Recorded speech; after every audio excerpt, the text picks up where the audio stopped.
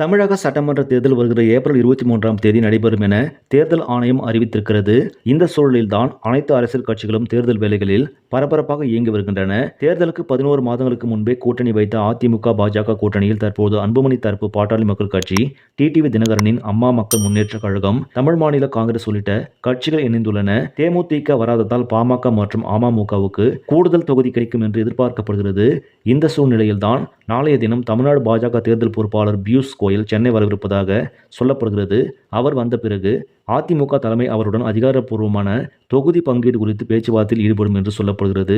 இம்முறை அதிமுகவிடமிருந்து குறைந்தபட்சம் 30 தொகுதிகளாவது பெற்றுவிட வேண்டும் என்பதில் பாஜக குறியாக இருக்கிறது. தமிழக பாஜக வரலாற்றில் அண்ணாமலை தலைவராக நீடித்த காலகட்டத்தில் மிகவும் முக்கியமானதாக பார்க்கப்படுகிறது. எப்பொழுதும் அண்ணாமலை தலைப்பு செய்திகளிலே இருந்தார். மேலும் அவருக்கு தனிப்பட்ட ரசிகர் பட்டாளமும் இருந்தது. அண்ணாமலை கட்சி தலைவர் பொறுப்பிலிருந்து விடுவிக்கப்பட்ட பிறகு அவருக்கு முக்கியமான பொறுப்புகள் ஏதேனும் வழங்கப்படும் என எதிர்பார்க்கப்பட்ட நிலையில் அப்படி ஒன்றும் நடக்கவில்லை.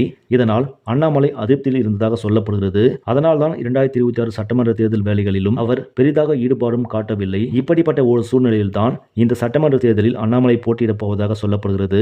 கடந்த முறை கோவை தொகுதியில் போட்டியிட்ட அண்ணாமலை இம்முறை சிங்காநல்லூரில் போட்டியிட விருப்பம் தெரிவித்திருக்கிறார்.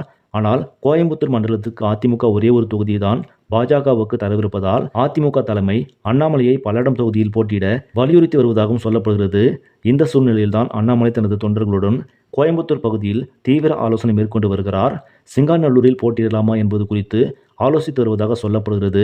சிங்காநல்லூர் இல்லை என்றால் வேறு எந்த தொகுதியில் போட்டியிடலாம் என்றும் தனது ஆதரவாளர்களுடன் அண்ணாமலை தொடர்ந்து ஆலோசனை நடத்தி வருகிறார். இந்த சட்டமன்ற தேர்தல் உண்மையில் அதிமுகவிற்கு வாழ்வா சாவா தேர்தல் தான். அதுவும் குறிப்பாக எடப்பாடி பழனிசாமி இந்த தேர்தலை எடுத்துக்கொள்ள வேண்டும் என்கிறார்கள் அரசியல் விமர்சகர்கள். இதனால் தான் அதிமுக இம்முறை 170 தொகுதிகளில் களம் காண இருப்பதாக சொல்லப்படுகிறது. ஆனால் பாஜக எத்தனை தொகுதிகளை இறுதி இலக்காக வைத்துள்ளது என்பது தொகுதி பங்கீட்டு பேச்சுவார்த்தைகளுக்கு பிறகுதான் தெரியும். ஏற்கனவே பாஜக அவர்களுக்கு விருப்பமான தொகுதி பட்டியலை வெளியிட்டு உள்ளதாகவும், ஆனால் பாஜக கேட்கும் தொகுதிகள் எல்லாம் அதிமுக வெற்றி பெற வாய்ப்புள்ள தொகுதிகளை கேட்டிருப்பதால் அதிமுக கடுப்பு இருப்பதாகவும் சொல்லப்படுகிறது. பொறுத்திருந்து பார்ப்போம், நாளை பியூஷ் கோயல் என்ன முடிவு எடுப்பார் என்று. இந்த செய்தி உங்களுக்கு பிடிச்சிருந்தால் லைக் பண்ணுங்க, ஷேர் பண்ணுங்க. மேலும் இது போன்ற முக்கிய செய்திகளுக்கு நியூஸ் தமிழ் சேனலை சப்ஸ்கிரைப் பண்ணுங்க.